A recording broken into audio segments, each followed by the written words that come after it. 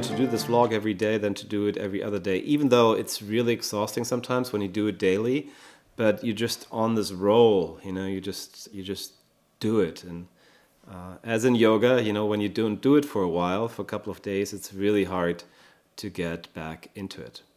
But anyway, I'm back, so not much has changed since we talked the last time, since we're still in a lockdown, at least here in Germany, and it looks like we're in the lockdown for a while. But I always try to see it positive. Maybe that gives us the chance to focus on the inner more than on the outer. Because before the lockdown, we had so many possibilities to distract ourselves, not to have to look inside, since we had so many opportunities to run away from facing the inside. Now these opportunities are far less, so that's a great opportunity. It is a bit as life wants to tell us, well, maybe look inside, see what's going on there. And if we listen and trust to the great teachers that came before us, they very often said that that's the most important thing, to look inside and to see what is going on inside of us, because that has a great impact on what's going on outside of ourselves. So I've been talking about the inner child a lot. To me, the best way to get in contact with yourself is the connection to your inner child.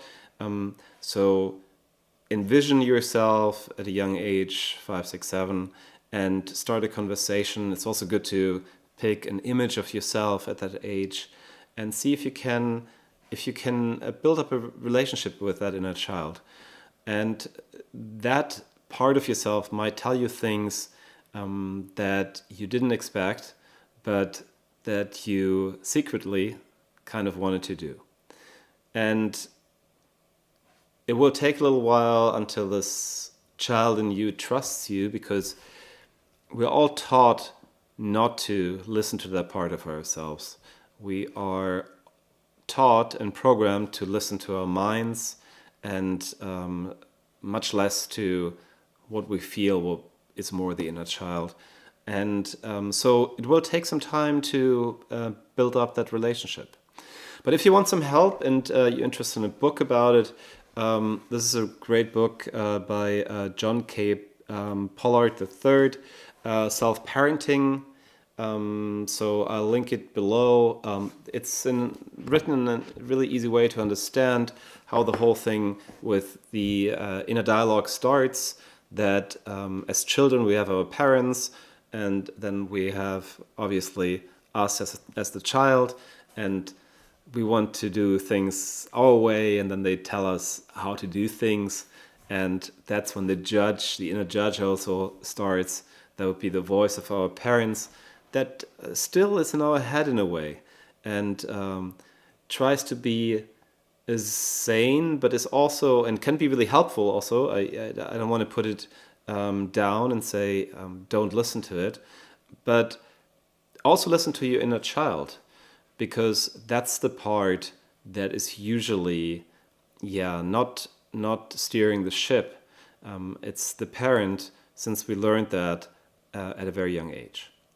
So really a good way to get in touch with yourself, and that's something actually meditation can't do either, because meditation helps you to quiet your mind, but it doesn't really get in touch with who you truly are.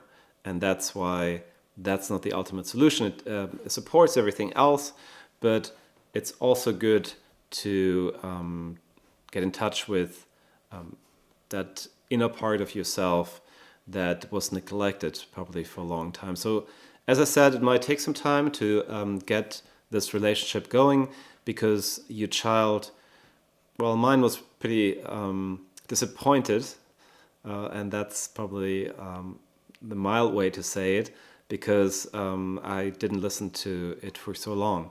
So it might take some time to start that relationship, but then you have a conversation going, and then you can ask him or her, what she wants, and then you can still let your parents talk, and they might say, "Well, that's a little crazy," but at least you start listening to it.